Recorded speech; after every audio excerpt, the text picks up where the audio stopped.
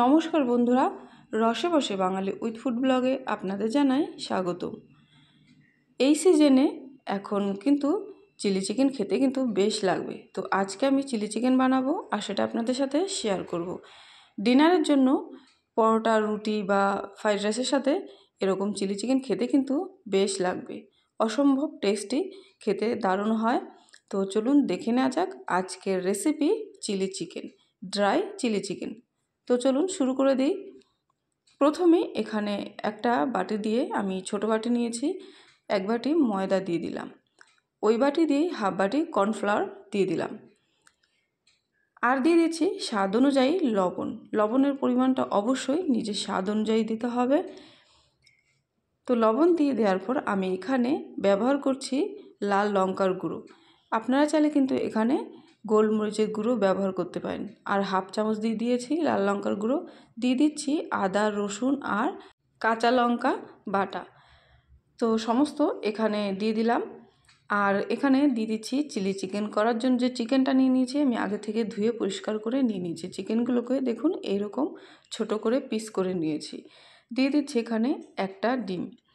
এখানে আমি একটা ডিম ব্যবহার করছি, আপনারা চাইলে কিন্তু দুটো ডিম ব্যবহার করতেই পারেন। তো ভালো করে এবার মেখে নিয়ে আমি মিনিমাম 15 মিনিট রেখে দেব। আপনারা চাইলে কিন্তু এখানে আধা ঘন্টা রাখতেই পারেন। আর মিনিমাম এখানে 30 মিনিট রাখলে কিন্তু বেশ ভালো হয় চিকেনটা খেতে, আর পাকোড়াটাও খুব সুন্দর হয়। যদি হাতে সময় না থাকে তাহলে কিন্তু 10 থেকে 15 মিনিট মতো রেখে দিলেও হবে। তো 15 মিনিট আমি রেস্টে রাখছি। আর এই দিকে দেখুন ক্যাপসিকাম, পেঁয়াজ, কাঁচা লঙ্কা, রসুন কুচি, আদা কুচি নিয়ে নিয়েছি। আর কাঁচা লঙ্কাগুলো কিন্তু মাঝখান দিয়ে কেটে নিয়েছি। তো সমস্ত কিছু কিন্তু রেডি। 15 মিনিট পর আমি ফিরে এসেছি। এবার পাকোড়াগুলোকে ভেজে নেব। তো পাকোড়াগুলোকে ভাজার জন্য তেল গরম করে নিয়েছি। আর এইভাবে আস্তে আস্তে পাকোড়াগুলোকে একটা একটা করে দিয়ে ফ্রাই করে নেব। তবে পাকোড়াগুলো কিন্তু মিডিয়াম ফ্লেমেই ভাজতে হবে। গ্যাসের ফ্লেমটাকে অবশ্যই মিডিয়ামে রাখতে হবে, তাহলে চিকেনটা কি হবে, ভেতরে ভালো করে ভাজা হবে আর চিকেনটা কিন্তু কাঁচা থাকবে না। অনেক সময় দেখবেন ফ্লেমটাকে হাই ফ্লেমে রেখে দিলে ওপর দিয়ে লাল হচ্ছে কিন্তু ভেতরে চিকেনগুলো কাঁচাই থেকে যাচ্ছে, তাহলে কিন্তু হবে না। যেহেতু আমি চিলি চিকেন করব, আর চিলি চিকেন কিন্তু মশলাপাতি দেওয়ার পর আর বেশি ফোটানো যায় না, তাই ফ্রাই করার সময় পাকোড়াগুলোকে ভালো করে মিডিয়াম টু লোয়ে রেখে ভালো করে পাকোড়াগুলোকে ভেজে নিতে হবে। তো দেখুন এইভাবেই আমি বাদবাকি সমস্ত পাকোড়াগুলোকে ভেজে তুলে নিচ্ছি। তবে খুব বেশি কিন্তু ডিপ ফ্রাই করিনি, মিডিয়াম একটা ব্রাউন কালার নিয়ে এসেছি। তো পাকোড়া রেডি। এবার এইদিকে আমি বাদবাকি কাজগুলো সেরে নিই। এদিকে নিয়ে নিচ্ছি টমেটো সস। আমি এই চামচটা দিয়ে 1.5 চামচ টমেটো সস নিয়ে নিচ্ছি। আর দিয়ে দেবো এখানে সয়া সস। এই চামচটা দিয়েই হাফ চামচ আমি সয়া সস দিয়ে দিলাম। আর দিয়ে দেবো এখানে 1 চামচ কাশ্মীরি লঙ্কার গুঁড়ো।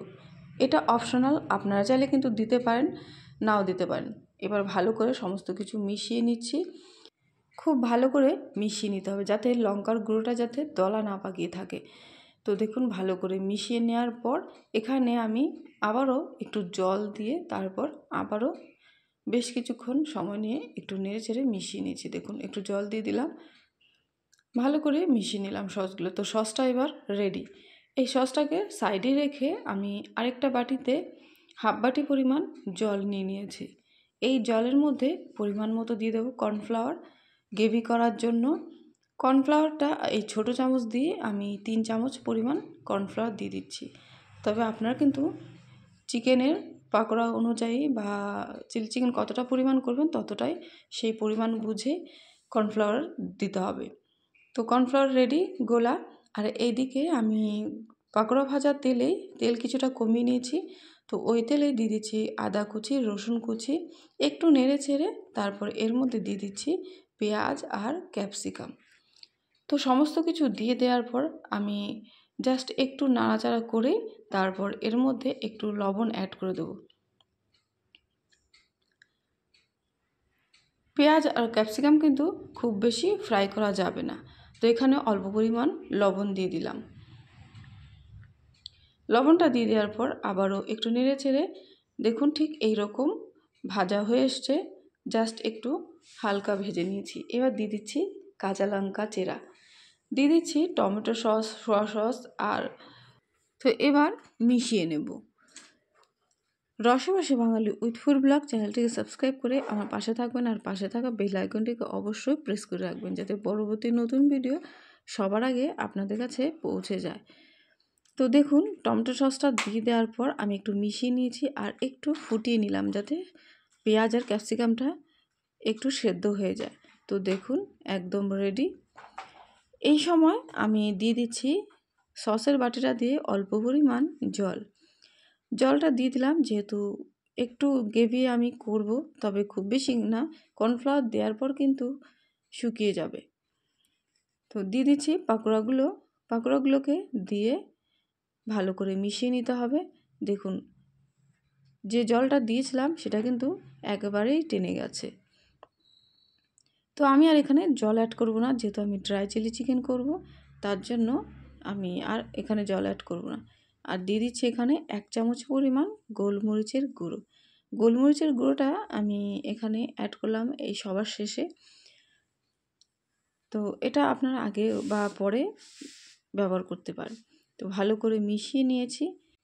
এই সময় আমি ফ্লেমটাকে একদমই লোয়ে রেখেছি যাতে গ্রেভিটা একেবারেই না শুকিয়ে যায়। তো এখানে আমি একদমই সামান্য পরিমাণ লবণ অ্যাড করছি, যেহেতু জল দেওয়ার পর আমি আর লবণ দিইনি। তো টেস্টটাকে ঠিক রাখার জন্য লবণটা দিয়ে দিলাম। দিয়ে দিচ্ছি কর্নফ্লাওয়ার গোলা যে জলটা, সেটা দিলে একদম রেডি চিলি চিকেন। তো দেখুন কালারটাও কিন্তু বেশ এসছে। ভালো করে মিশিয়ে নিয়ে আমি 1 মিনিট মতো ফুটিয়ে নেব, তাহলে কিন্তু পুরোপুরিভাবে চিলি চিকেন রেডি। এইরকম চিলি চিকেন কিন্তু লাঞ্চে, ফ্রাইড রাইসের সাথে বা ডিনারে রুটি বা পরোটার সাথে বানিয়ে কিন্তু খেতেই পারেন। তো খুব কম সময়ে খুব ইজি পদ্ধতিতে এইভাবে চিলি চিকেন একবার বাড়িতে বানিয়ে খেয়ে দেখবেন, আশা করছি আপনাদের খুবই ভালো লাগবে। তো আজকের এই চিলি চিকেন রেসিপিটি যদি ভালো লেগে থাকে অবশ্যই লাইক, কমেন্ট, শেয়ার করবেন। তো চ্যানেলটিকে সাবস্ক্রাইব করে পাশে থাকবেন। তো আজকের ভিডিও এখানে শেষ করছি। সবাই ভালো থাকবেন, সুস্থ থাকবেন। আবারও দেখাবে নতুন ভিডিও নতুন রেসিপির সাথে।